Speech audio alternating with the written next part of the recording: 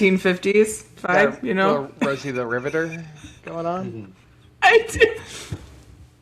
Perfect. All right. I think we're live. Maybe. Only our 2 listeners know. Hey, everybody. Welcome to TTKU. We have a very special guest this week, and I think it's extra special because Dave McGurl is the reason that Michael, Nilo, and I met. Yeah. And so, like, you're our matchmaker, Dave. Like, that's... How do you feel about that? Yeah. Oh. Yeah, hopefully there's no regrets. Never. Big tattoo. All right, we're now live on LinkedIn too. Sorry, there's always like it's a delay and then it like goes live. So anyway, Dave, our friend, and I guess it's also symbolic that you're here because finally all of our podcasts are now up on Apple and Spotify and YouTube. So shout out to Crystal who like finally updated all of those. Like, you're the best. And then I think this is also the first week where the jingle is going to be added. Yes. So get excited. Yes, I'm so excited. I might actually listen. I might actually break our rule of listening to ourselves after we do this, and just to hear the jingle part. Just hear the jingle. And it is me and my daughter singing and me playing the ukulele. So get ready. It's pretty awesome. This is very legit. I'm very impressed. You thought you were just coming on to some like non-podcast, but no, it's actually real now. Let's have you do your intro. And Dave, in typical TTKU fashion, make sure you explain where you are now and then tell us your joke. Okay, you got it. So Dave McGurl, where I am now, I'm a VP of Regulatory Affairs at McGurl. McGurl is now an IQVIA company. We were acquired almost 2 years ago now. I think I'll say, I'm on this just for myself. I'm not representing the company in any way, but I've been with the company for about a little over 10 years now. In the orthopedics group, I now oversee the musculoskeletal, which includes spine. Been doing that since January. And then prior to that, I was at FDA for about 7 years in the orthopedics group. Was a senior lead reviewer when I left and joined McGurl. And then prior to that, way back when, I graduated from Pitt, did some research for a couple years in human movement and balance lab for slips and falls in the elderly. So that's how Nilo and I have known each other for decades now. So that's my background. Let's not put a real number on it. But I did see LaDavia last night, so that was fun. Shout out to LaDavia. Nice. Yeah. Yeah, I saw recently someone said, 10 years, when you refer back to 10 years, it's actually 20 years now. And I kind of think that's the case, right? Like we just, all of a sudden, you're like, yeah, that was 10 years ago. And you're like, nope, that was not. It was 15, 20 years ago now. So, yeah. Oh, and then you need my joke. So let me ask, Nilo, did you ever do the yardstick joke here? I did not. Okay, I'll start with that one. So, have you heard about the yardstick company? No? Nothing there? No. Well, apparently, they're not going to make them any longer. It's a good one. Nailed it. I like it. You actually, that was perfect. It's totally exactly the level of joke that we need for TTK. Yeah, I pull them from dad jokes. So dad jokes. It's actually mom dad jokes on Instagram. So if you're ever looking for some good ones, they're on there. A bunch of mine have come from that, so thanks for checking. I did look on the agenda. I was like, nope, haven't asked that one yet. Mine is, why does your doctor carry a red pen? In case he needs to draw blood. Oh! Clearly my brain's not working fast enough today. Oh, that's good. That's medical too. Okay, mine actually is kind of a little shout out from last week because you kind of like mansplained something, Nilo, and then you tried to. I saw it in our Google sheet. Like you have something in there, and I was like, yeah, it's already up, like 5 bullets up, sir. Sorry. Way to just try and steal my. Just trying to keep up, not actually keeping up. That's true. And I don't expect you to read everything in that Google Doc. Okay, so my joke is, did you hear about the mansplainer who died in a puddle? It was a well, actually. Awesome. That's actually, I really like that one. That one actually might get told again. Good. Not many of these jokes make it out of this podcast. That one might. Except Allison Kumar's, man. That one I've gotten a lot of mileage on that. All right. Let's talk about some new de novos. I did see the ones that we talked about last week have the letters now. Oh, nice. So the classification letters are in there. Wait, but there's a new de novo. Those ones went up with the summaries are up, or just the letters? No, just the letters. So they go up though without the letter for a few days, and then the letter comes up. And so tell us about Modius Sparrow. So this Modius Sparrow, it's very cool. It's a non-invasive neurostim device that it looks like a headband, and it's there to treat PTSD using like vestibular nerve stimulation. So the device itself, I think we actually may have talked about it. It's been out as a 510K for insomnia, and they did a bunch of work to get indications for it as treating PTSD and like other. I think right now the indications are PTSD, but there might be other like depressive conditions, and it's just like cool. I don't know that this is out there as a treatment that we wouldn't have otherwise had, that they're connecting all these stress and sleep and different regulation processes are part of normal life to neurostim, and also just also to these PTSD. So it's a community that's tough to treat, and they talk about going to therapy, but that's a lot of actual work and things like that. So a device that might be able to help that's a little bit more passive would be pretty cool. And hang on real quick, because I think Mobius had one that was granted previously, right? I think we've talked about maybe it was. I think it was for the insomnia indications. We also know the person who helped them get through, but I'm not positive that we're allowed to say their name yet. So maybe in a future podcast, because they're on the schedule, we'll talk to them about it a little bit more. So, I was waiting to stay tuned. Yeah, that's a nice little stay tuned. You just did right there.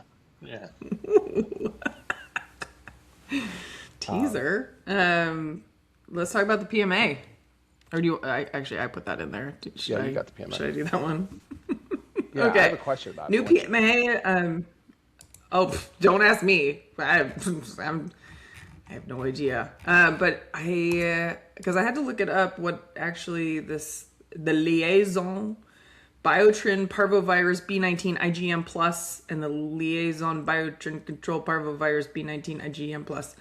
It is by Diasorin, based out of Minneapolis, and it is microbiology advisory group, and it is for fifth disease. So parvovirus, it's kind of gnarly, but it can have deadly consequences for the fetus during pregnancy. And so this is for screening during pregnancy to reduce the risk of having parvo and having a fetus that doesn't make it. So I love these diagnostics. I'm curious as to like why it's a PMA. That was not a de novo. That was my question too. Is that your question? That might have been a question for Josh last week, but as the IVD guy, but yeah, I don't know why it would be, because it seemed pretty pretty easy to Maybe do. they wanted it to be Yeah, maybe. Or maybe easy to it do. could. Never say that. Well, It's never easy. yeah. Well, I guess maybe. I guess Oh, you what. mean like it's just easy to submit as a yeah. Yeah. No, and maybe if it is related to fetus viability, then choices that could be made around false negatives or false positives are probably really impactful. So that could be why it's PMA. That makes sense, actually. Yeah. Yeah. There's always that, and I'm purely speculating, right? They may have just gone PMA to create that regulatory patent or hurdle rate for everyone. That's always Hmm. Yeah. happens, or a consideration, I guess, right? Yeah, for sure. Um, yeah, that makes sense. If they, not too many people choose, but I guess if the choice is between de novo and PMA, some people go, well, I'm running the clinical trial anyway. Let's put up a barrier. Yeah. So, um, all right. Well, All right. Do we want to talk about the real elephant in the room? I The mean, biggest news from FDA this week? yeah, Elsa Forp. No, I'm just, yeah. I mean, they ousted slash stepped down, depending on which newspaper you read. Macri is out. Macri. I don't think I Yeah. ever realized. I never really knew. Dave, do you know how to say? No, No. I don't. Yeah. Okay. Uh, yeah. Thoughts? And Diamantis is in. So I'm curious to, yeah. And as acting though, Yeah, right? acting. Like that's not going to be, I always think it's funny that food, the FDA still has food and drugs being like drugs, devices, and things like talk to each other because the food in all of our years of working at FDA or as consultants or in industry, did you ever talk to anyone on the food side? yes. Really? No. I've never had any Once. interaction. It was based on I think it was like a colorant group that I was in or Oh, something okay. because like food colorants and then we were trying to talk about like what sort of colorants for biocompatibility purposes if you're going to add it to a medical device. But that yeah, they did seem like a mysterious bunch at the agency. So They weren't at White Oak. They seemed like their own thing.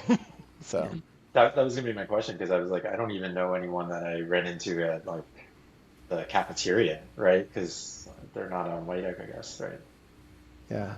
Sifsan was like had like an office down the street, I think. But yeah. It's just some guy with a stapler. Like Um, I just protecting it. Um, I did think it was, I don't think, you know, we were, I was a huge fan of Macri. I'm going to go with that as pronunciation, but it does suck to just like continuously cycle directors because like part of not just our job, but like helping get good products on the market requires some consistency in like what's going on and what the messaging is and what the rules are because these things take 5, 10 years at a time. And if they're constantly flipping who's in charge and what the directives are, it sucks for companies. Like, so I kind of, and reviewers. and Like I reviewers, just yeah. am like, oh man, I can't imagine how. I mean, he was at FDA at a very tumultuous time, Yeah. a bunch of layoffs, a bunch of folks leaving, and with all the new hiring that they're talking about, trying to bring more people in. I just, what does that signal say to folks who are reviewers and like, oh wow, if you can fire him, who's safe? Yeah. I guess and the reasoning behind why he left slash got let go around like flavored tobacco stuff, I'm like, well, I agree with Yeah, all that. the vapes. It was a good stand. We don't. Didn't they just approve one like in Yeah, like the past week or so? Yeah. yeah. They got rid of him and then they approved it. They basically went over his head and he Yeah. uh, didn't like it. So that's the reporting is that's what led to his ousting or him quitting. So Yeah. And I'll say, I mean, when you're a reviewer, I don't know if you all feel this way. I think this kind of round of a commissioner and like Allison, like you were saying, it was kind of this is an understatement, but a difficult time to be at FDA, right? But prior to that, I kind of felt like when I was there, like the commissioner really didn't affect me too much who was there. You know, you were just doing your That's true. job, and you had much more impact for like what the C to H strategic goals were, right? Like I felt like that always got pushed down to the review staff of whether it was breakthrough or EFS at the time, you know, whatever that new Yeah. goal was going to be kind of not forced on the review team, but like pushed to really engage in those programs. Sometimes the commissioner's so high level that you don't see it filter down to the review staff as much. Yeah. Yeah. Nobody touch Michelle. Don't No. nobody get rid of Michelle. Jeez. I was I was kind of bummed when I saw you both last week. That was that this I have no idea. I was too. Yeah, I was bummed to see I you was too. really bummed to see Yeah. you. I didn't get to meet Michelle. I've like been in the room with her so many times, but she's so busy. She had to give her talk and then like run out to the next thing. The nope out. Yeah, Yeah. and so I'll try again soon. She's awesome. Yeah, she's always good. Big time fan. Yeah. Yeah. Yeah, I was hoping she would stick around, but it makes sense. Like, yeah, she's got Bigger stuff things to do. Yeah. All right, let's move on because no good is going to come of this discussion. Yeah. Or go ahead, Dave. Were you going to continue the discussion? You can if you need to. I was just going to ask what you think is going to happen. What do you think is going to be the kind of next? If you had to, Who's next? Yeah. I don't have a name. I'm just curious. Okay, I'm going to tell you. My thought is that. Do you know the Meanses? The Callie and Casey Callie. Golly. I just wonder if they're gonna put him in. Like he's been pretty strategic, and he's one of the guys that is really helping RFK with all of the agenda. And so anyway, we shall Cool. see. Cool. Yeah. Awesome. What is that? What is that app where you can like bet on anything, right? Like, didn't there was some guy that just like bet on something and it like he made it happen? Or anyway, Alan says Polymarket. It's Okay, so maybe we should start taking some bets here. first we started a podcast and now we're telling people to gamble on this stuff. Come on, Allison. To gamble on. Really leaning into my dystopian. Yeah. Anyway, Cal sheet. Thanks, Alan. Yeah. Alan's he's up on it. Yeah. Let's talk about FDA because that's actually what we're good at. Sometimes. Not really. We talked a little bit about Elsa last week, Elsa 4.0 being here. I had welcomed anyone to come with some proposed acronyms. So if people have any sort of suggestions, please put it in the chat.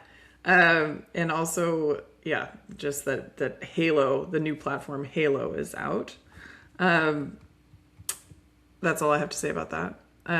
Maybe we should give some swag away to whoever has the best Elsa acronym. Oh, I forgot. I did enjoy though. I forgot to do it after this podcast. Maybe we'll put them we can put them in the comments after we do this. The other thing that came out was neurosurgical patties. So go ahead, Nyla. What you tried to copy paste it? So Sorry. what is Follows important. What is the letter to healthcare providers? I don't know what a neurosurgical patty is. So They're like special. Please enlighten us. Neurosurgical patties are like the things they're absorbent, but they like protect really delicate brain tissue. So like if you put like a normal, gauze wrap or something like that, it's gonna stick to brain tissue and like potentially rip it off. So it's like absorbent without like damaging. So they are like really important in brain surgery to protect. And what I saw, it's just kind of an interesting and a good thing that the FDA did, but Medline, who makes all those kind of products, right? Like you go to a hospital, everything that is, Medline just has all these disposable type stuff. They had an issue with endotoxin exposure, and so they had to I don't think they sent it out to the field, but they basically had to dump shitload of product. And so now they didn't have the supply to like send out to all these hospitals. So there's a shortage, and um, the FDA had some good recommendations on like what to do, try to, and it's basically like don't be wasteful with these during neurosurgery. It's like kind of like that's probably a good idea anyway, but I'm glad that the FDA still sends out these things because communication can be weird, and that's a really important thing because if you go into a neurosurgery and you don't have these specialized things, you would have to resort to using the gauze or non-specialized equipment, and then all of a sudden, like that's a huge patient risk that doesn't need to be there. So, I wonder if they like make. I'm so curious about like the reimbursement of these things. Like, oh, we had to use 20 of them, and do you get paid for each one that you use, or yeah, maybe it's like hey, don't use them so frequently, or don't try and crank through them because other people need them. yeah. They're neurosurgical patties. All right, I put the link in the chat as well. All right, Dave, you're up. Talk about our one-day inspectional assessments to strengthen and expand oversight. Yeah, I wasn't sure if you guys already talked about this. I think it came out previously, a little over a week ago, but FDA is really pushing these kind of one-day inspections. They are very clear that they're not supposed to replace your typical inspections, but are kind of a risk-based approach, which isn't new, but I think it's a push to try and be, I don't know, for lack of a better term, more efficient, right, on the inspections. I don't know how the inspectors are feeling about them, but if they can really dig in, if they really feel like they're getting adequate kind of reviews in one day. I mean, me being in inspections in the past, one day seems pretty short to be able to get through and crank through some stuff and really get a sense of how the quality system is doing. So I think it's maybe a nice headline. I don't know. It doesn't seem like it's replacing anything, right? So. Yeah. It seems like a fast touch, right? Like, I mean, when it was announced, they said, we touched on it briefly last week, but like they had already done 40 of them as of April, right? And so what kind of blew me away was when Macri went on to Instagram and was like, or I can't remember, there was some post about it. And he was like, we're so excited to launch this one-day inspectional assessment. And it's really going to keep folks from having to do like the 2-week inspections. And then he keeps talking and he's like, so no more like 3-week inspections. And I was like, wait, like who's yeah, like are there 3-week, and I'm not on like the post-market side as much as a lot of folks, but I'm like, dang, like 2 to 3 week inspections, does that happen? So yeah, one day doesn't sound as bad, but it also sounds how deep can you get? I also, maybe it's a way to kind of get through some of the backlog of just like getting some baseline for some of these companies that haven't had inspections. He also announced in that Instagram post or whatever it was that they're going to start doing more surprise inspections internationally. So it's going to be not only shorter and faster for some of these one day, but also like, get ready. We're just going to show up at your door and do these surprise. We're here and we're here to look at your quality system. So if you're outside the US, maybe get ready, buckle up. Yeah, I've definitely had clients that have had the 2-3 week inspections. They're really brutal. Yeah. And they're, because the amount of resources you got to put to it is crazy just to kind of keep going. And then people are just fatigued by the end of it, right? Yeah, it's a lot of work. Yeah. So, and on the kind of OUS inspections, that's a really hard thing to do unannounced. If you're sending someone to China or to Europe somewhere and, they're on vacation or they don't have the right people staffed there at the site, you're creating a couple days delay just to get people in the office and, really get started. There's the good thing about announcing it is the company preps, right? They get a back room ready, they get their complaints all out, and not that they're kind of cleaning things up, but they're just ready for that inspector to walk in the door and start looking at things. So yeah, 2 to 3 weeks, man. Ooh. Yeah, it's hard. we've got a 10-day MD-SAP one coming up for one of our clients, and I was like, oh, that's going to be a long one. Like a 2-3 week one would be brutal. I think with these, they said they had already done 40 in April with these one-day inspections, and they're not going well. Like people aren't passing these one-day inspections. It's kind I of, thought they said there were no NAIs. oh, I think I got the opposite. Maybe I need to. Oh, really? I think they were all coming out with like requiring follow-up inspection. Like it was like a 46 table one. of, So the press release says 46 one-day assessments. Most assessments successfully confirm compliance with no action. gotcha. Because And yeah, I think I was going off of a LinkedIn post and not the official FDA press announcement, and maybe maybe it was different filter on that. So to find out more. yeah. Yeah. Yeah. And it's not QSID anymore, right? They got rid of Yeah. QSID, so it's gonna be like this is Fast and Furious, and it's gonna be all the new stuff. You know what? I feel like if I were an inspector, I would just be like, send me to the really exotic places and like the really cool places to go visit, and I'll work during the day, and then I'll have like a 2 to 3 week inspection in We Hawaii. need to just convince I our go, I, clients that are in cool locations that we need to be on site, not remote audit in the back room. Mhm. Like I've got a Yeah, client in Monaco. I'm like, oh, I need to come see your device in totally need to person. come. Yeah, absolutely don't. But I keep trying to come up with good reasons that I need to be there. I had this is nothing about the travel on it, but and not FDA inspector, but I had a notified body inspector that was I think it was a 5-day audit or something. It was a long one. And on like either the last day or second to last day, she was turning into the company's parking lot and hit either a bicycle, I think a bicyclist or a motorcycle. And the person was fine, but Okay. she still wanted to do the inspection that day. And we were like, there's no way you're in the right frame of mind to kind of like continue, like go home. Like maybe let's like give it a pause and we'll come back on Monday. But she was like, nope, we're gonna keep doing it. And I was like, oh, yeah. Wow, that's dedication. Also, probably not great for for your client. No, not at all. Yeah. Uh, Dang. All right. We did touch on this one too last week, but I had no idea. I didn't look at the guidance document. Probably you have the ortho patient matched guides. mhm. So hopefully, Dave, you've actually. Can you tell us like what's in it?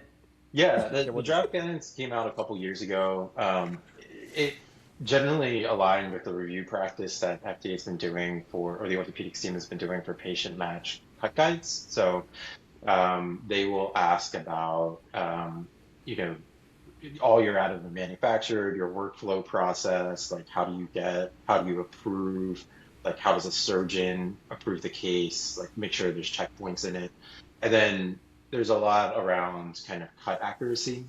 How do you Mm. ensure that, the cuts that were planned are what you get. So there's usually cadaver work involved. And I would say the final guidance aligns with a lot with what the draft guidance was. I tried to look at the FR notice. It didn't look like there was a whole lot of comments that went through for that.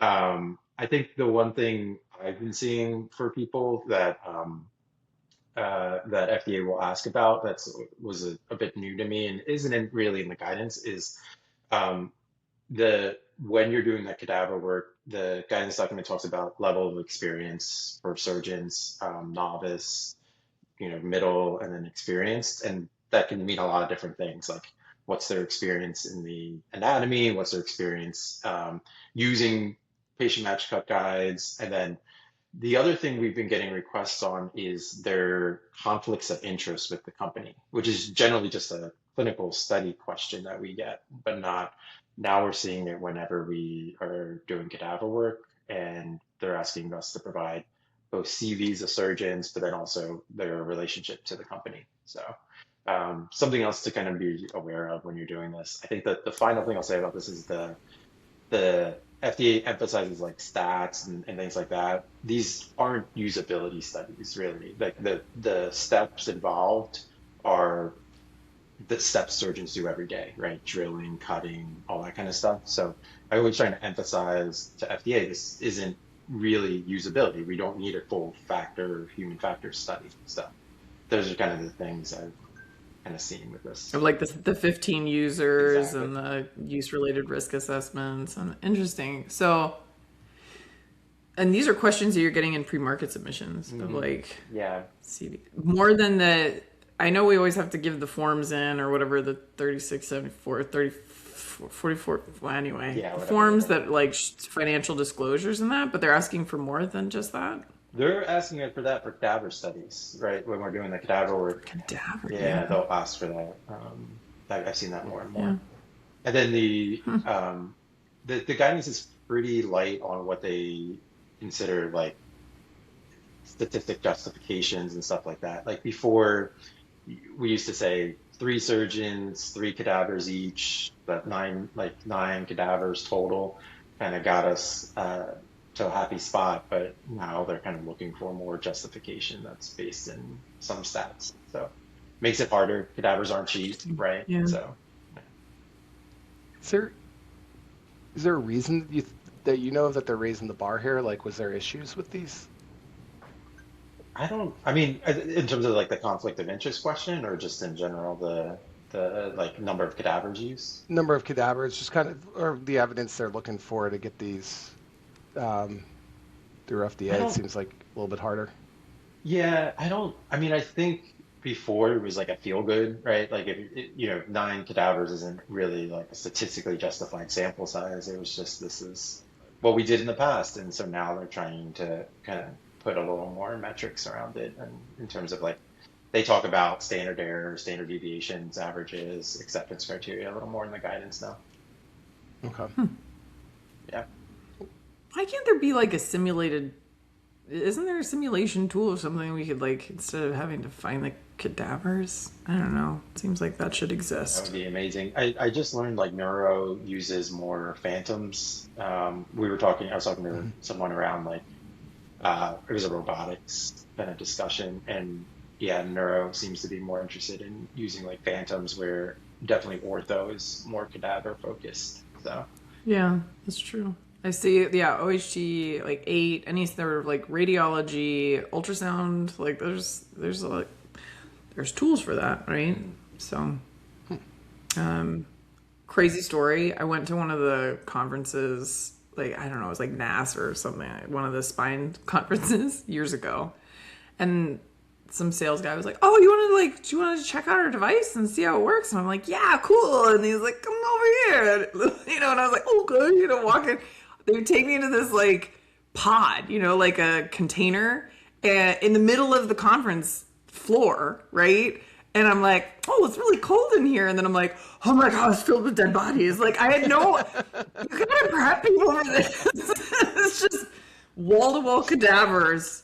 And then they with just torsos, which is also freaky. And then he was like, "Oh, here's how it works." And I loved it. Like, I thought it was really interesting, but I was like, wasn't ready for that. Like, it was really shocking. Just Probably a better, entrance of, hey, you want to go see our device than like at a conference hearing someone go, "Hey, you want to go see a dead body?" true. Yeah. That's true. What kind of swag you guys got here, huh? What kind of...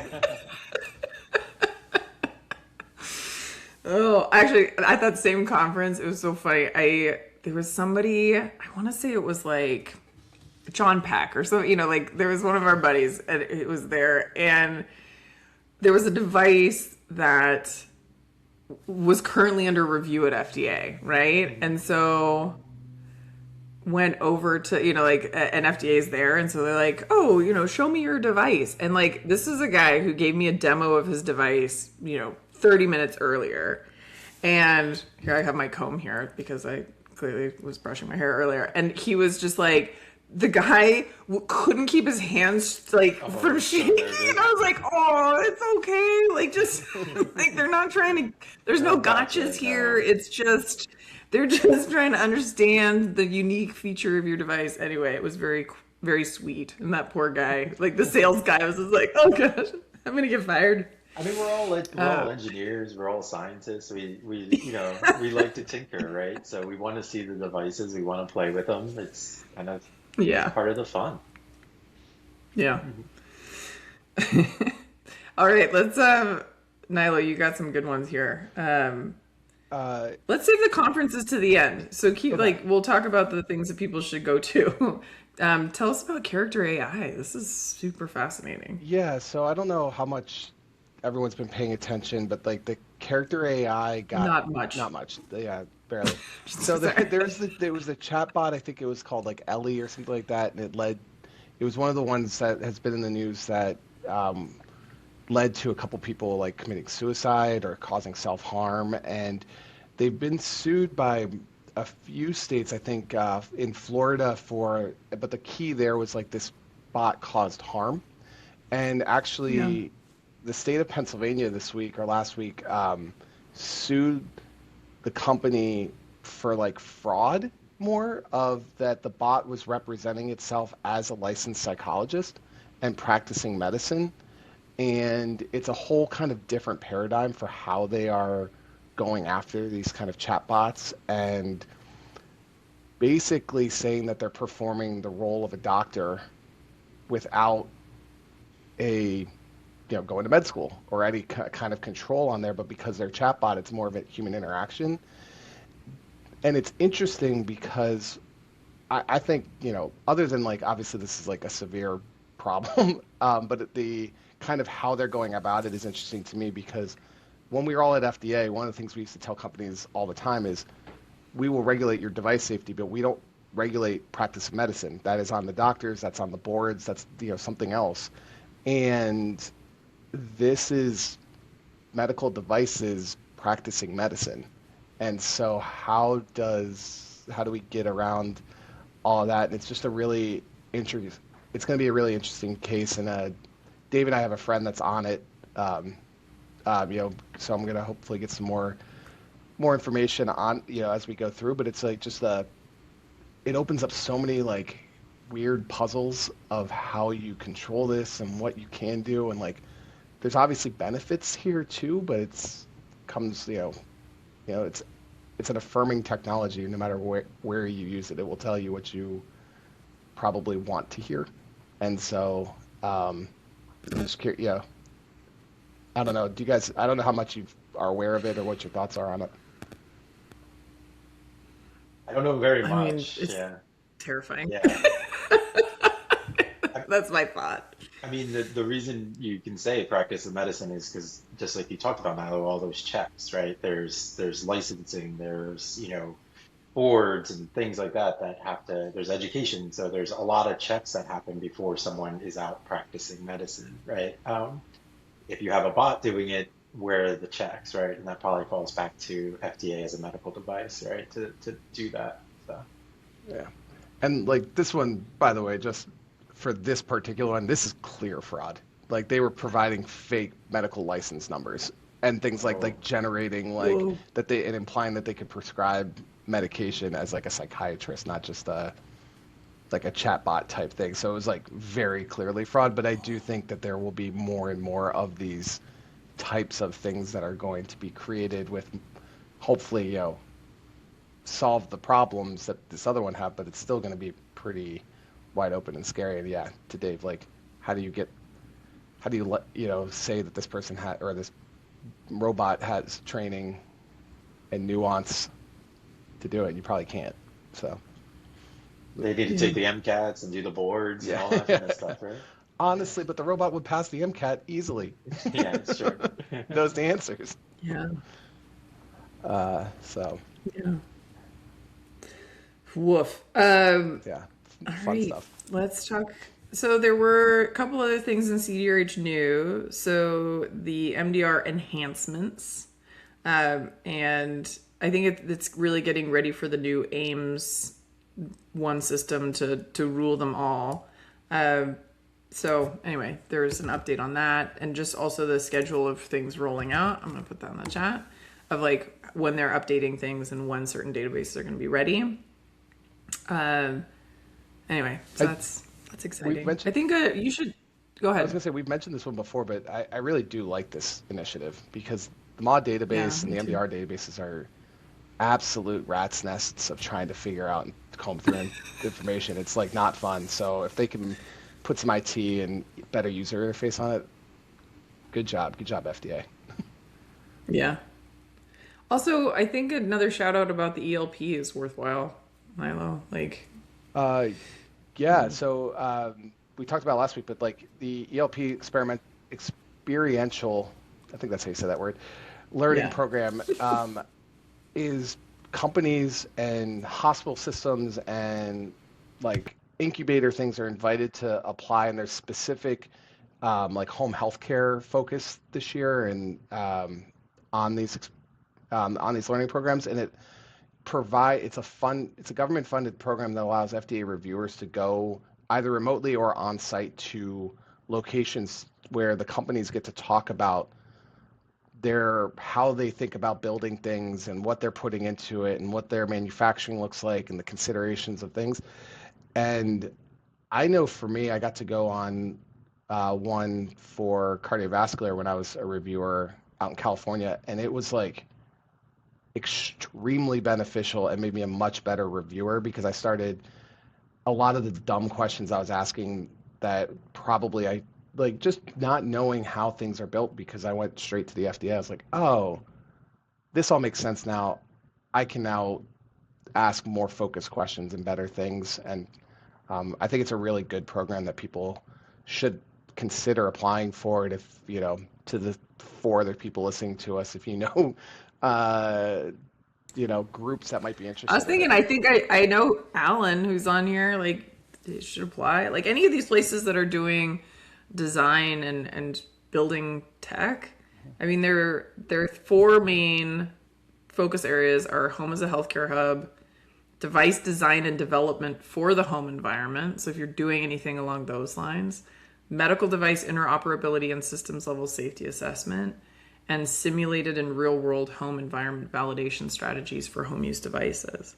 Like, I think about the whole lab that the folks at TMCI have put together. They have like a whole simulated hospital room, home use environment, just so people can run their devices through there and see like how people are actually using it. So Very cool. anyway, I think it's really exciting, and I'm glad that they brought the program back.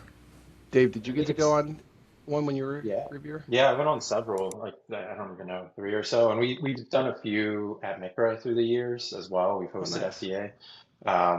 I think it's always a great opportunity to interact with review teams and reviewers outside of a submission, right? There's not the pressure of I'm on this side of the room, you're on this side of the room. It feels much more collaborative where you're kind of talking about what, FDA may have questions, just basic questions on what is the day to day of how a company operates, right? And you get to kind of have those conversations with them without the pressure of a submission being reviewed. I didn't even think about doing as like a consulting group. Allison, should we have Do it, Milo. no ELP as Yeah. a Should we just TTKU ELP? Yeah. we'll what do we like? What do we show them I don't. though? This is Just home like healthcare. People can listen to us. I don't know. In their house. Yeah. in their house. Ours were probably not as fun as going to, a manufacturer, but we were talking about clinical trials and reimbursement, things that I think they just don't know the nuts and bolts of the day to day of what's going Yeah. on as running a clinical trial. So, yeah. It's cool. Very cool. All right, let's talk about all the cool stuff coming up. I real quick before we get to that, just because I added it at the Sure. end, kind of a bummer, but the New York Times did put out an article this week about the FDA, and this is stuff that does come from the top. This is the Macri kind of level decisions that they were blocking publications of vaccine results for shingles and COVID over the last like year. The shingles vaccine, they were positive results for the vaccines too. So it's like we have good technology, and they were being restricted. It was a pretty long and damning article by the New York Times. If you get a chance to if you're interested in that or want to share that, it's good news for those who are interested in getting the vaccines for these things. They do have good results and more positive follow-up cases because some of these were shorter term reviews, but it's unfortunate that the politics around it kind of forced blocking of the publications. So kudos to the New York Times group, and then I think there's been some follow-up in Stat, and we shout out Stat all the time, but that's a great publication for website for good in-depth coverage and journalism around medtech. So yeah, I actually went to the doctor for like my checkup this past week, and I begged them for the shingle shot, and I was like, please, can I have it? I know I'm not 50 yet, but I'm getting close, and you should. And he's like, no, let's pump the brakes, get it when you're 50. And I was like, anyway, but I did convince my doctor to get his shingle shot. I was like, oh, there's all this news and there's like research out there that it's it's really good for it can be neuroprotective. There's certain things, and he's like, really? And I was like, yeah, my husband and I have been talking about all the cool stuff, research coming out about it, and he's like, I've just been putting off getting it, but I'm gonna get it on Friday then. And I was like, yeah. So I mean, not that he knew he was gonna get it, but it was like, he's like, oh, I've heard it kind of puts you out for a day, like it hurts more, like the day after. So he's like, I'll get it Friday because I'm not gonna be working on Saturday. And I was like, yes. Another one vaccinated. A friend of ours here in Pittsburgh, she got shingles and she's like 35, 36, and it knocked her out for like 10 days, and she was like real sick. Oh my gosh. Like not just the rash part of it, she was like down for the count. Well, and it can take out your eyes. Like my husband got it. Of course, I had a 6-month-old. This is years ago. So he's in his 30s as well. I was like, what is, he's like, what is this? And I'm like, I don't know. It looks like you have like a weird staph infection. Something's in your hair. And then boom, shingles. And I, of course, gave it to the baby. Like we were picking up the baby and so, I mean, she didn't get shingles. She got chickenpox. Yeah. And so it's been a huge pain in the butt because she had chickenpox. They were like, well, she doesn't need the vaccine. And so when we went to enroll her in school, they were like, well, she doesn't have the chickenpox vaccine. And I was like, yeah, but she had chickenpox. And they were like, prove it. So we, which I get, I was just like, yeah. So we went into her blood titers, and sure enough, it was, she had chickenpox immunity. Actually, that was the other crazy thing. When I was at my doctor, I was like, can I get the measles titration? Because I had some blood work done. And he's like, sure, I can throw it on there. And my measles immunity is solid. I was like, yeah. Because I also had took one of my kids to the pediatrician last week, and the pediatrician was like, yeah, there's been a lot of people not wanting to get the measles vaccine or MMR. And he said, but he had somebody come in and was like, the kid actually said, can I get my measles vaccine? And the doctor was like, yeah, of course. This kid had no vaccinations. And so he said, what was the change of heart? Like, what do you do when I get your measles vaccine? And he said, because we're going to Disneyland. And he was like, I heard that's where everyone's getting measles. So the kid was like, shoot me up because I want to go to Disneyland. So I was like, anyway, sorry for that sidetrack, but let's talk about the conferences now. So there's the Ready webinar, Ready webinar on June 24th. That's 1 to 2 p.m. Eastern. So that's the new Ready Home Innovation Challenge. They're going to be talking about that.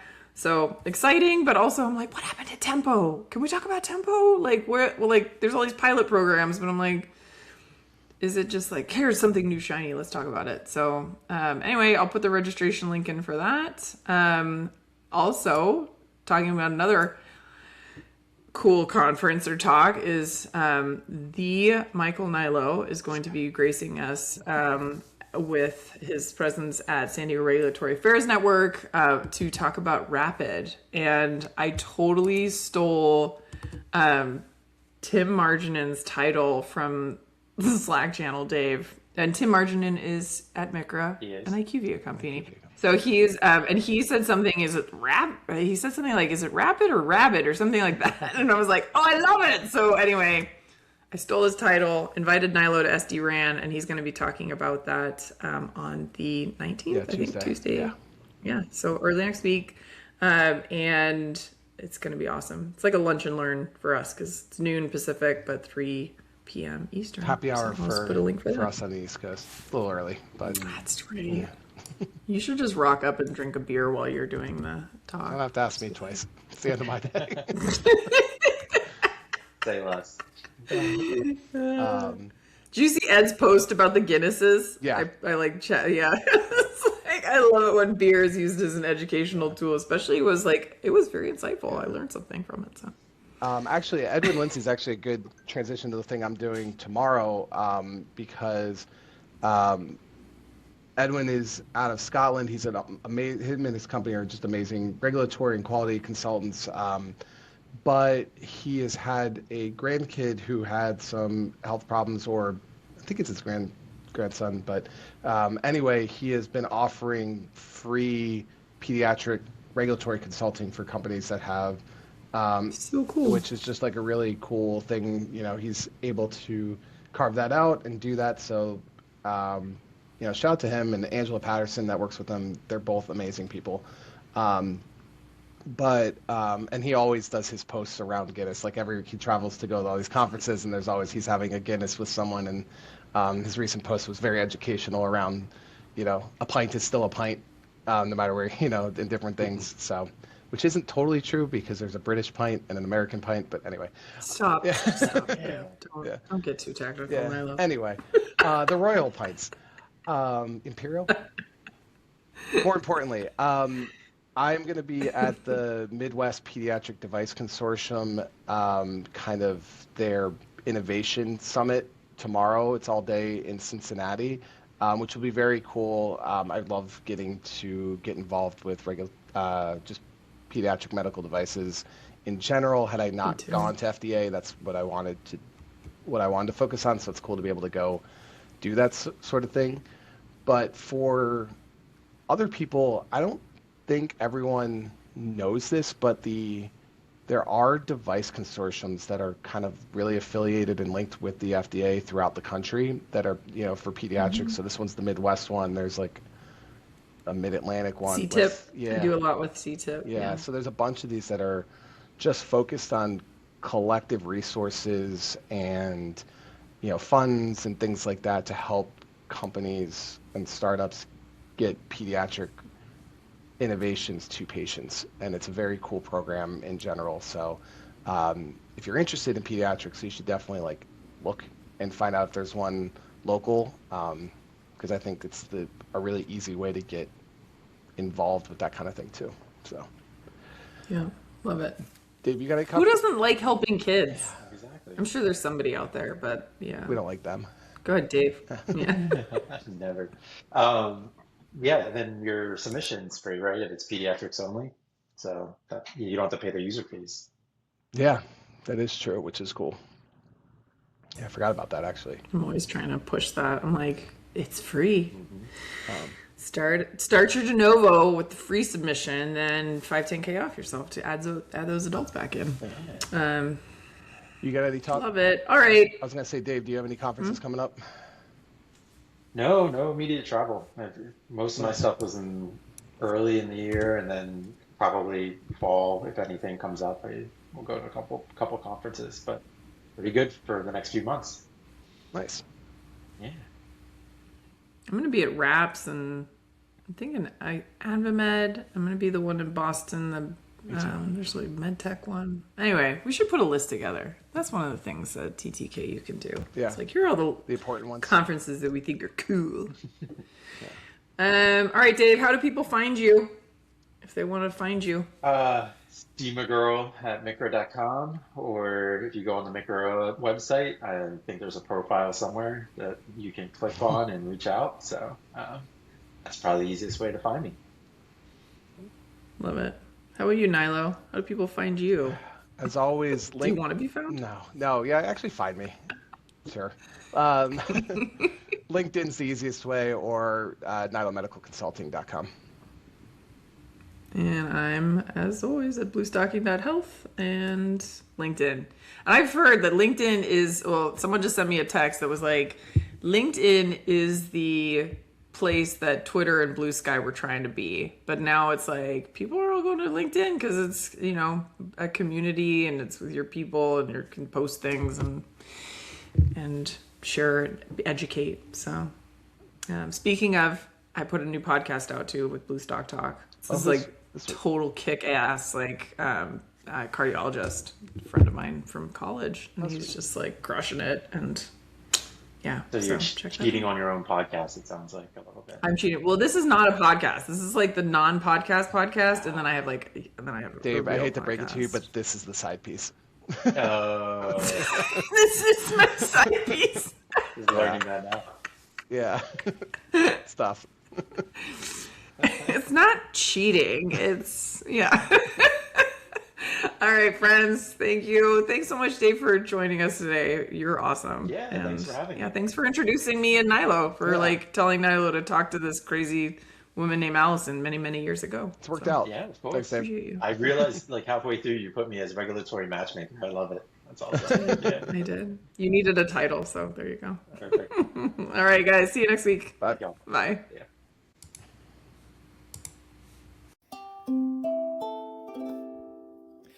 Hold on, rewind. What did they say? Allison and Nilo just winging away. Regs and guidance, we'll try our luck. Just two folks out here trying to keep up.